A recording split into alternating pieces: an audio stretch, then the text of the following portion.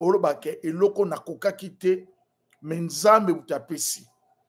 Je vais donner un exemple qui est un peu simple pour comprendre exploit.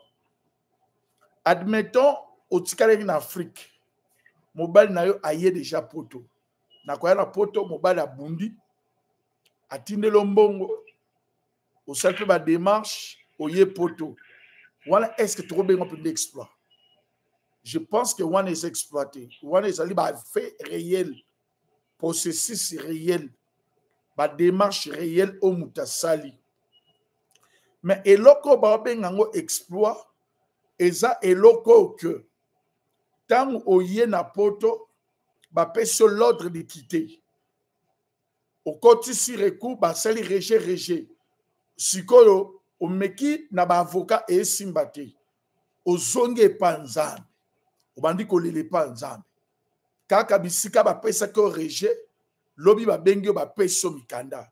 Nde o lobi ke ça c'est vraiment exploit. Et ça exploit parce que au meki qui kosala na ba force na yo, mais tu arrives à faire quelque chose qui est au-delà de votre force. Nde ba loba exploit. Tant on te yawa, et ça n'a pas tout mon sous pour traverser un moment moko difficile. Et maintenant, tu as besoin de vivre l'exploit dans la vie. Situation moko oye bate par où il faut commencer. Avec Dieu, nous ferons des exploits. Mais exploit au baoloba, et ça que Moïse a commis du bosso à main rouge. Bana Israël, ba commis kolila. Batana sima armée égyptienne et il y a na ba char na ba arme pour la ko détruire bango. Liboso mer rouge. Nzamba ebisi Moïse ozana nini na maboko. Moïse azui nzete abambi maisani efungwami. Nde wana ba bengango exploit. Eloko moko nanu mutako ikosala ezati. Eloko moko ezali au-delà ya imagination, au-delà de l'intelligence. C'est ça ce qu'on appelle exploit. Exploit est anime. Exploit est ali que dans une fête de noces, les invités sont là. Un invité a Mimaka cadeau. Un invité a Zelarakolia. Un invité à Zelakakobina. Mais nous avons regardé, nous tous dans la Bible, un jeune homme de 33 ans, invité dans une fête où il y avait beaucoup de gens. Mais sa maman va dire aux gens, bon, qu'il n'est pas Moutouana, invité de marque, invité à exploit. Bon, salama kamba oloba. Bon, bakalisa qui peut-être oloba, bon, ozombo mwambo ki osomo masana. Le gars sa boss. Mais, chose étonnante, l'homme de 33 ans va dire à ces gens, bon, qu'il y a vase. Tout d'abord, ba vase, wana so total, c'est le contexte de la Bible. Et ça qui ba vase, oh, ba sacrifice, ba neko sei, la pour la koskola kama boko na makolo.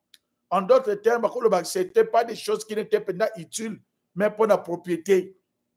Mais Jésus va dire encore, na boye la ba vase, on a beau remplir en maille. Bango o ba bandeko c'est la vin, mais ba otinda bango pa ke ko tondisa ba maille. Ba yebite o ekoya après. Ma soeur, mon frère, si vous voulez vivre le miracle, exploit la vie, nous, kotalaka le passé noté, kotalaka le présent noté. L'exploit, c'est quelque chose qui est caché dans le lobby, dans le futur.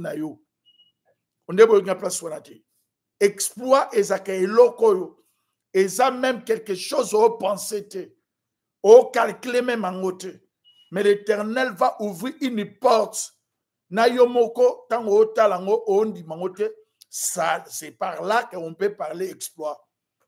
Et yes tango bamba zo vase ba vase va remplir en maille mais mayo bango ba tseki na kate ba vase sans passer par usine. Mais ba mona ba maille wana est transformé en vin. C'est ça l'exploit. Est-ce que ça na mutu moko o azana besoin vivre exploit na vie? Est-ce que ça na mutu moko aza koyokanga na 2024 on croit que l'Éternel est capable de faire exploit dans la vie nous. Peu importe. Même à tabolo ba mente papa Joseph Ganga mena ngo makasi. Na croire. Le long naza ko ngana transmettre mutu moko.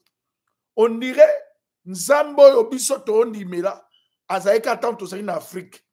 Na Afrique tango oteka na wenze, tango oza koteka na wenze bakata, tango oteka na wenze mpila, tango ozali na Libreville, obande koloba na kokoma poto ndenge nini.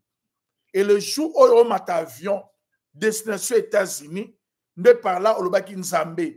On dirait miracle pour nayo, exploit pour nayo et suka à partir wana. On dirait nzambe no yo ya hier. Aujourd'hui, il est incapable de faire encore un exploit dans votre vie. Mais je rappelle encore à quelqu'un, avec Dieu, nous allons continuer à faire des exploits. Et ça, mutu moko, o nzambe, anga meme na dimension, ya ko vivre d'exploit dans la vie. Exploit est anime. Exploit est qu'un jour, il y a un aveugle moko. Avec le nampa yoka sango, il y avait aussi un autre aveugle qui s'appelait Bartimée. Mais l'aveugle Bartimée, il a crié seulement, Fils de David, aie pitié de moi. Jésus s'arrêta, se retourna vers lui, il demanda, il pose seulement la question, que veux-tu que je fasse pour toi?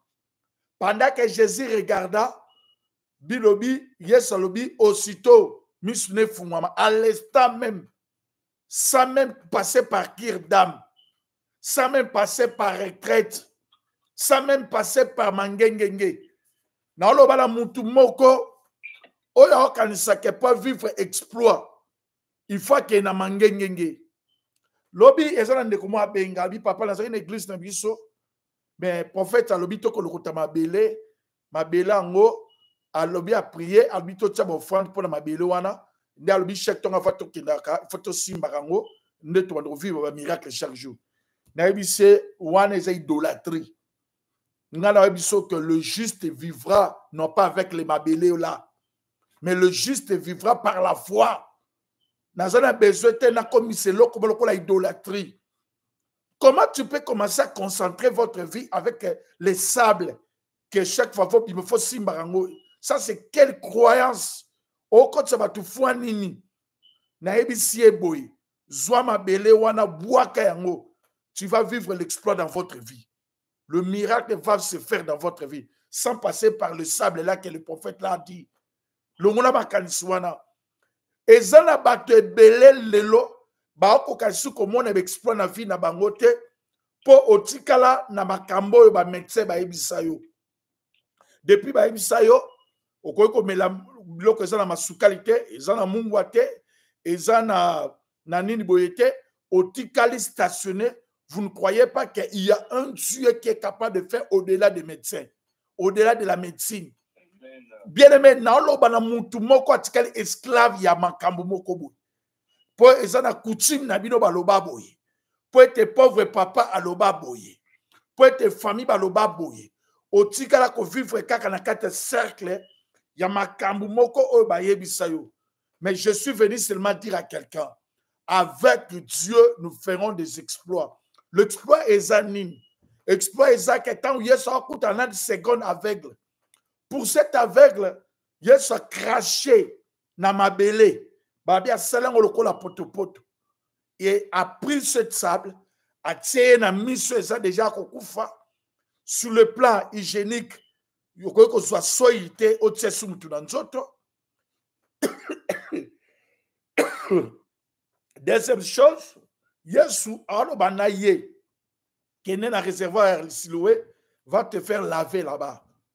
Et avec l'ana accueilli Koluka. Naomi tout nanzam, il était tout d'abord aveugle. Kolomane place Yesu a salaki ti kokoma na Siloé. Abetaki mabaku boni. Mais c'est que dans ce pays là, ayaki kokoma place nzamba tindaki pe misune fuwa banki. Quelqu'un qui était aveugle, né aveugle. Quelqu'un que les gens ne croyaient pas. Mais aussitôt a commis, aussitôt misune que nous fungwama. Non passer par opération. C'est ça ce qu'on appelle l'exploit. Est-ce que ça mutu moko anga vivre exploit? Foi na yo e koma wapi? Nzambe oya pambola yo. Nzambe oya visita o lobby. Lelo nzambe ana aza wapi? Nzambe oya sela ba miracle. Exploit zanini. Exploit zali que Jésus était dans la foule. il y avait plusieurs personnes. Parmi, il y a une femme qui avait la perte de sang pendant combien de temps? Pendant 12 ans. Et cette dame, elle dira dans son cœur, si je puis seulement toucher le bord de son vêtement, je serai guéri. Aussitôt, la dame a touché le bord de son vêtement, le sang s'arrêta, sans passer par l'opération, sans passer par la consultation. Nalobala mutu moko aosambela. Mais osala ba schéma moko na mutuno. Naomona makambo il faut na zonga na mboka. Il faut la zonga en Afrique. Il faut que le bongisana noko. Il faut que le bongise pas tata moisi. Il faut que le vende ça dans réunion de famille. Parce que normalement ma kamba vie nanga et marché bien té. Mais na oloba lelo lokola mosakoli. Moi na moi ça tanga ki makila pendant 12 ans. Azela ki sous-souté permission ya noko pour makila nesila. Pour maladie na ye e katana. Na croire na mutu moko azako ndima nzambe na ngal lelo. Na life oyo, l'Éternel est capable de faire l'exploit dans ta vie. Oyo asela yo lobby, oyo mona nzambe, wapi nzambo to lukata to sakana ba Afrique, na kata ba intercession, na kata ba retraite, depuis au komi un moment donné na poto, au komi ko lima makambo mo ba ko koti so na mutu, que makambo wana nde te bloka vino. Il faut zonga la masama kolo ya batata. Nasema kola banoko pour que vino et fungwama. Mais na yeko ebisa mutumoko. J'ai une bonne nouvelle ce soir, ce matin, qu'avec Dieu, nous ferons des exploits. Avec Dieu. Neolanga yondi maka nzambe. Exploit ezanini. Exploit ezali tetan bakangi Pierre na kata prison. Bible lobi que l'église ne cessa adresser la prière à l'Éternel. Lui qui était enchaîné, emprisonné. Mais quand l'église, bisika l'église est sambela, na bisika bakanga ki Pierre, ezaki deux endroits différents. Mais l'église se metta dans la prière. Na olo bana mutu moko lelo. Eloko ni na vino ekangami. Makamuni na vina yo o babebisi. Babebisi ni kobota na yo. Babebisi ni dossier no ya immigration. Babébi ni santé na yo, mais la Bible dit lorsqu'on a arrêté Pierre, l'église se leva dans la prière. Lelo tozako tele maloko la église primitive. Oyo baloba ki ya solo Jacques Asakoufa. Mais pour Pierre, nous n'allons pas fermer nos bouches. Il adressa la prière à l'Éternel. Tout un coup, Pierre place à Zalaki, l'ange de l'Éternel a continué à kata prison. À Betty Pierre. Pierre a dit à Betty à l'ambouki. Et quelqu'un lui dit, prends tes souliers, prends tes sandales. Ma soeur, mon frère, tant Nzamba a ko délivrer moutou. A ko délivrer te atika kobota non a kata prison. Nzamba tant a ko délivrer moutou. A ko délivrer te atika bénédiction non a kata prison. Nzamba tant a ko délivrer moutou. A ko délivrer te atika prospérité dans la prison. Aïbisi Pierre, lata sapato, zwa manteau, kotika yangote, zwa biloko noto obima. Pierre tanga otala, menga naza fermé. Qui peut arriver jusque là où j'étais? Nalo bana mutu moko, nous avons un Dieu puissant. Même si tu dis pas amen, nous avons un Dieu puissant qui descend aujourd'hui. Alors bana mutu moko okobima na prison ozanango. Ezra qui exploit parce que Azaïna fongola ya fongola prison te. Mais c'était Dieu. Na aloba na mutu moko. Ataba kanga na famille na yo. Ataba bebi sa na famille na yo. Ataba tamokiri batela bandelo. Mais il y a un Dieu qui a la clé pour la fongola libala no. Pour la fongola bana na yo. Pour la fongola musala na yo. Pour la fongola santé na yo. Na aloba avec Dieu. A répété après moi loba makas loba. Avec Dieu, nous ferons des exploits. Avec Dieu, nous ferons des exploits. Amen, amen, amen. Oya lobi ango nzamba pambole loba bima na mute lobango déclarer on a yo kama loba no. Yo oza na YouTube, même yo mtoyoka vidéo na sima koma yango. Loba avec Dieu, nous ferons des exploits. Avec Dieu, lobango trofa, come on. Avec Dieu, nous ferons des exploits. Avec Dieu, nous ferons des exploits. Avec Dieu, nous ferons des exploits. Gloire au Seigneur. Gloire au Seigneur. Voilà. Nzambe wana apambola bino. Na continuer Matthieu na prochaine séance. Tozala wana. Nesco place awa ezaki introduction. Avec Dieu, nous ferons des exploits. Explique exploits ezani. Moi soit tanga makila 12 ans. Rapport ni nezaki ya malade na kosimbela mba Yesu. Mais ça c'est vraiment exploit. Il toucha le bord de son vêtement, le sang s'arrêta. Le Dieu là est capable. Est capable maintenant. Situation nyon surtout ozako kanga siko. Bitumba nyon surtout le kanakata famino na libota na yo. Croire liman zambe. Exploit fait salima. Na place aux alliés. Situation financière. Situation sanitaire. Situation familiale. Na ebité. Situation ya sociale. Batio na dossier nini. Na croire. Message yé pour la mutu moko. Oya komi limité. Oya ondimate ke Nzambe atelemaka. Nzambe wana asalaka. Na croire na Nzambe que avec Dieu nous ferons des exploits. Na croire il y a un Dieu qui est juste à côté.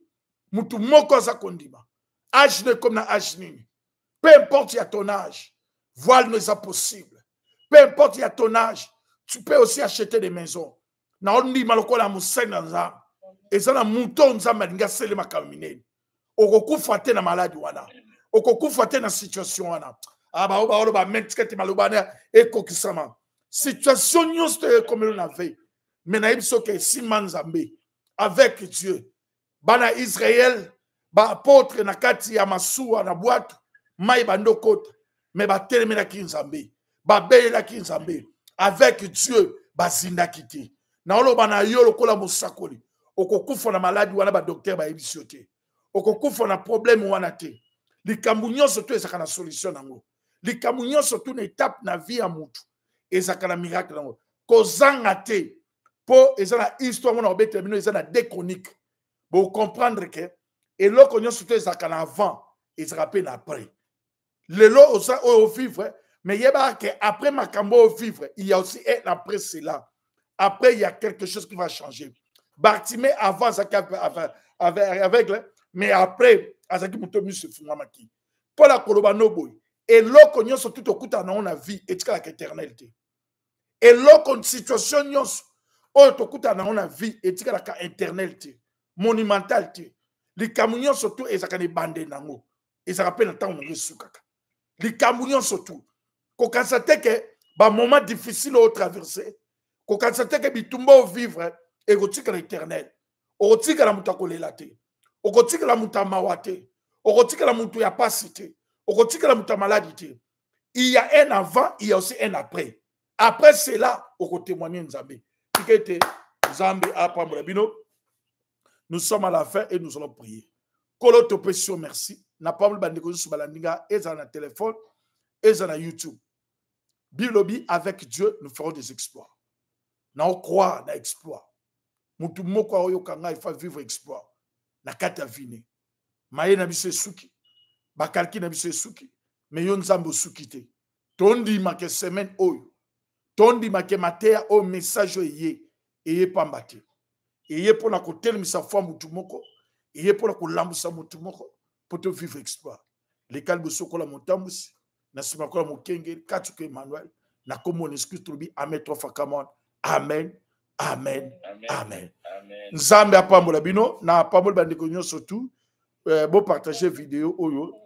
Eza partie 1 avec Dieu nous ferons des exploits. Donc continuons la prochaine séance na côté la détail et vous serez totalement bénis. Na on dit que Matthieu oyo eza la mutu moko nzambe nga meme na surnaturel. Na dossier aux anango, na problème aux anango, na croire que quelque chose va se passer dans votre vie. Na kokotika la kakate na o ndenge na botame za kabongo. Makila na makila libata. Ote nga na mona eza ba problème à famille. Avec Dieu, nous ferons des exploits. Nzambe a commémoré au-delà, a différencié, on a différencié que David n'a pas famille. David a bien avec Dieu nous faire des exploits. Là où les autres, bande connaît, bayane, ba échoué, mais David a eu à cause de Goliath. Échec ya famille, et ça échec noté. Malade ya famille, et ça maladie noté. Ba problème à famille, et ça ba problème noté. Yo osa mis à part. Nzambe, ania so makamasika. Tikete nzamba pambla bino, na pesi bino soit béni. Bande kobo sa ki connecté, te, léon, na monika maman lor, yé moko wana, na ipte bande mususu ki bazawapi. To côté na YouTube, to partager, ça fait au moins une semaine à Zaki na live té. Non, c'est sur live ou sur lobby, et vous serez totalement béni. Que Dieu bénisse. Nzamba pambla bande kobo pour ça connecté na ligne. T'écoutez la prochaine séance. Sois béni. Merci. Sois béni, maman. Oui.